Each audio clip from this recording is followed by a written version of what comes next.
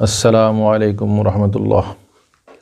আলহামদুলিল্লাহি রাব্বিল আলামিন ওয়াসসালাতু ওয়াসসালামু আলা আফদালিল আমবিয়া ওয়াল মুরসালিন ওয়া আলা আলিহি ওয়া আসহাবিহি আজমাইন, আম্মা বাদ। সম্মানিত ভিউয়ার্স, আমরা আপনাদের সবাইকে জানাচ্ছি আন্তরিক অভিনন্দন এবং মোবারকবাদ। আমরা আজকে জানব কোন 10 জন ব্যক্তির দোয়া আল্লাহ তাআলা কবুল করেন। জান্নাত লোভে নয় শুধু তোমার প্রেমে, এ হৃদয় করো তোলা।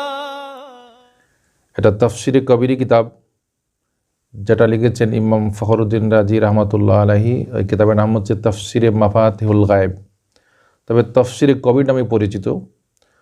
তাফসিরে কবির কিতাবের 2য় খণ্ড 209 পৃষ্ঠার মধ্যে রয়েছে সূরা বাকারার 31 নম্বর আয়াতের তাফসিরে তিনি উল্লেখ করেছেন যে আশারাতুন তুস্তাজাবু লাহুম আদ-দাওয়া, অর্থাৎ 10 শ্রেণীর মানুষ এমন রয়েছেন আল্লাহ তাআলা তাদের দোয়াকে কবুল করেন। তাদের মধ্যে একজন হচ্ছেন আলিম, অর্থাৎ যিনি পবিত্র কোরআন এবং হাদিসের সহিহ এবং বিশুদ্ধ জ্ঞান অর্জন করেছেন, ওই ব্যক্তি হচ্ছে আলিম। আল ইলমু নূরুন, জ্ঞান হচ্ছে আলু, অর্থাৎ কোরআন এবং সুন্নাহের যিনি বিশুদ্ধ জ্ঞান অর্জন করেছেন তাকেই আমরা আলিম বলে গণ্য করি। তিনি হচ্ছেন ইসলামী শরীয়তের পরিভাষায় আলিম। তো আল্লাহ তাআলা বলছেন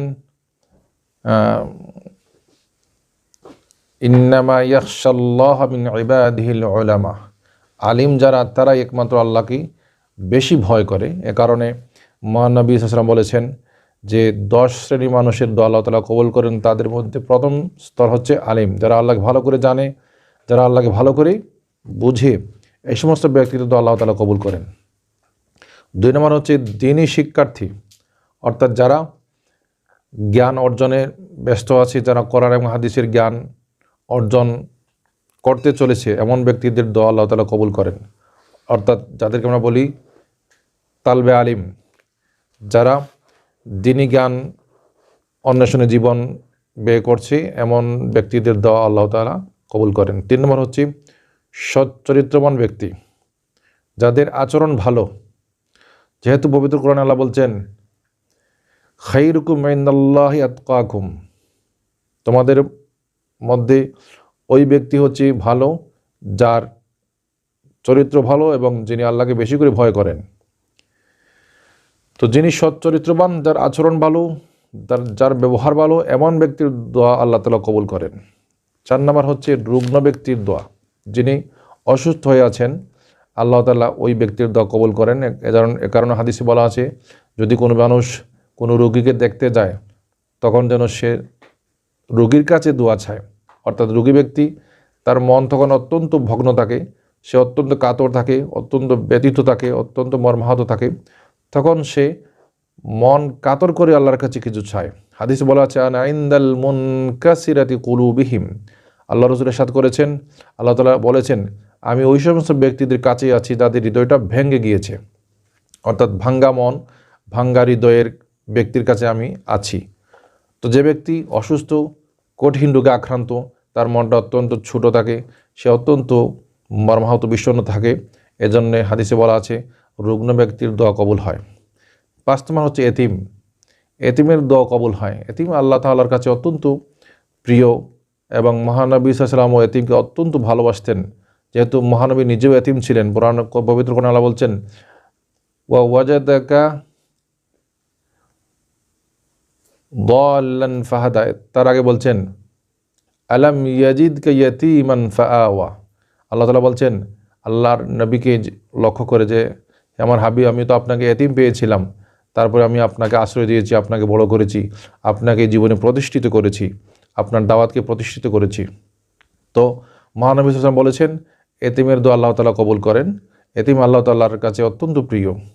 আর যে ব্যক্তি এতিমকে মহব্বত করে না, পাশাপাশি মহব্বত তো করেই না, বরং এতিমের প্রতি যদি দুর্ব্যবহার করে, এতিমের প্রতি অন্যায় আচরণ করে, এতিমের মাল আত্মসাৎ করে, তাহলে কিন্তু এর জীবনের সর্বনাশ হয়ে গেল। মহানবী সাল্লাল্লাহু আলাইহি ওয়াসাল্লাম বলেছেন যে ব্যক্তি এতিমকে স্নেহ করে তার মাথায় হাত বুলায়ে আদর করবে, ওই হাতের নিচে যতটা পশম বা চুল পড়বে ততটা গুনাহ তার ক্ষমা করে দেওয়া হবে। তো এখানে বলছেন এতিমের দোয়া আল্লাহ তাআলা কবুল করেন। 6 নম্বর হচ্ছে ইসলামী যোদ্ধা, অর্থাৎ যে ব্যক্তি আল্লাহর রাস্তায় জিহাদে লিপ্ত আছে ওই ব্যক্তির দোয়া আল্লাহ তাআলা কবুল করেন।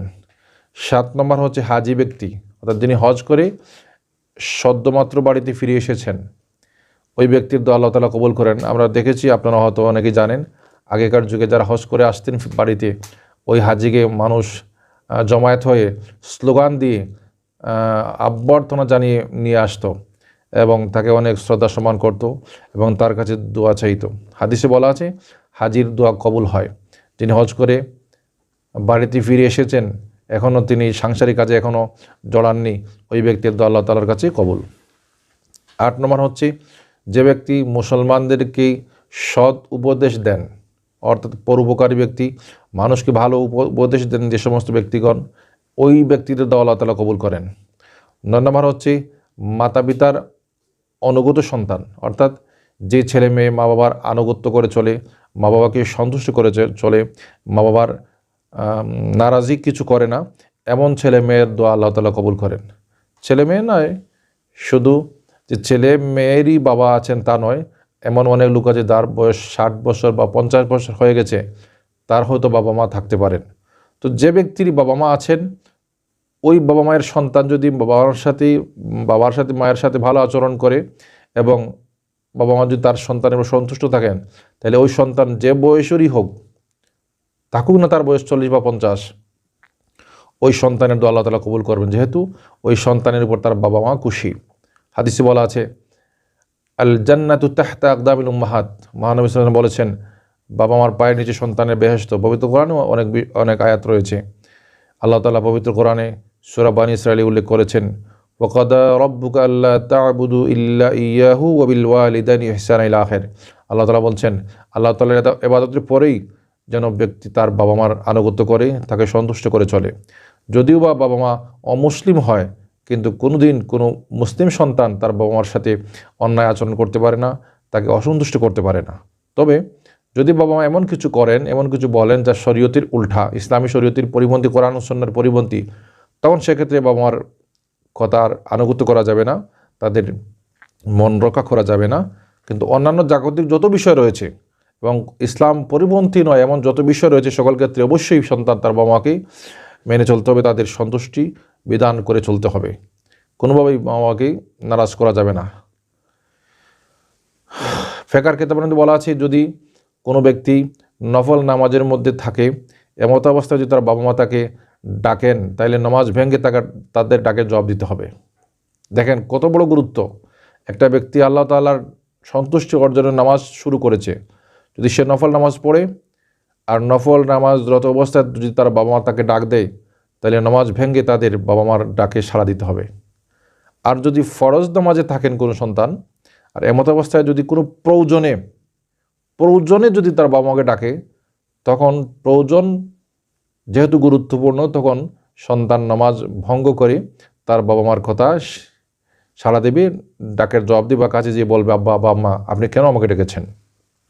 তো বলছেন যে সন্তান তার বাবা মাকে খুশি করে চলে, এমন সন্তানের দোয়া আল্লাহ তাআলা কবুল করেন। 10 নম্বর হচ্ছে স্বামী বা স্ত্রী, যিনি অর্থাৎ যে স্বামী স্ত্রীর কাছে প্রিয় বা যে স্ত্রীর কাছে স্বামী প্রিয়, এদের দোয়া আল্লাহ তাআলা কবুল করেন।